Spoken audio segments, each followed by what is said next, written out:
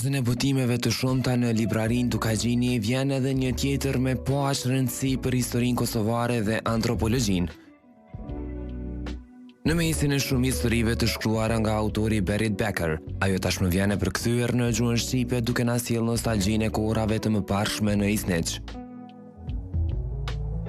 Sot ne kemi në duar tek pas 50 viteve fal profesorit Taherit, cili ka shkuar ka vazhduar të ndjek gjumat e kësaj hulumtuese, e cila grua hulumtuese antropologe tragjikisht vritet në vitin 2003, në 93 falni, në 8 mars data ishte shumë emblematike, por që kontributi sa mbetet 8 i çmueshëm, që shihet se dikush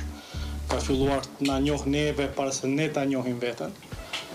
Apo le të themi kur në vitet e 70-ta, në dijet e mia më sa diun,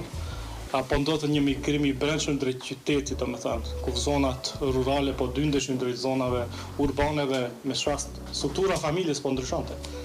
Drastikisht ka huaj punësimit, rolet e ndryshme gjinore po ndryshonin. Duke folur për mënyrën e jetesës, traditat, zakonet, mënyrën e shkollimit e plot gjëra të tjera janë të përfshira në këtë libër nga autori Becker.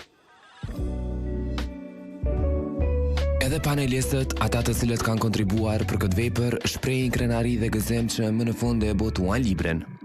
Vërtet, ndoshta është dashur që të përkthym spakun periudhën më njëherë mas luftës, mirë po tash si duket u pjek koha dhe u bë mjaftueshëm përmes angazhimeve tona të përbashkëta që bashkë me kolegë të tjerë me i përkthy këto 3 studime të rëndësishme dhe natyrisht përkthyesi i cili vërtet ka vënë një punë të jashtëzakonshme për një kohë shumë të shkurtër, arsimi përmendi që kanë pas në përkthyer në angazhime të shumta vitin e kaluar, kanë bërë që kërë fruti jetori o pa që është e pamundshme më rri koha e Marsit për më përkthy dhe u morën vesh përsëri pra përkthyesi i librit të Kerr Dysings me përkthy edhe këtë libër ndërsa me qenë si redaktor. Kjo vërtet është një punë e jashtëzakonshme që kam rri deri sot me u promovu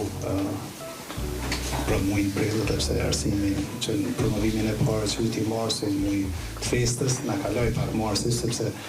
disa zëra teknike u zgjatën, për shkak se ishte kohë e shkurtër për kthimin, po sidoqoftë i përmendet nisjen nga ka ardhur.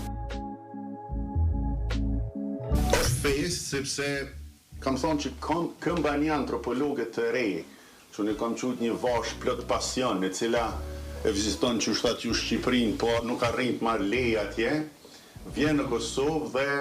merr leje dhe shkon pikërisht te shqiptarët në Isniç, sepse synimi i saj ishte me studiu shqiptarët në sistemin socialist jugosllav. Mes treshtave, aty tregohet edhe historia e disa grave mjaft të njohura në atë kohë në Isneç. Përmend saj si humaniste, po ashtu është jashtëzakonisht e madhe.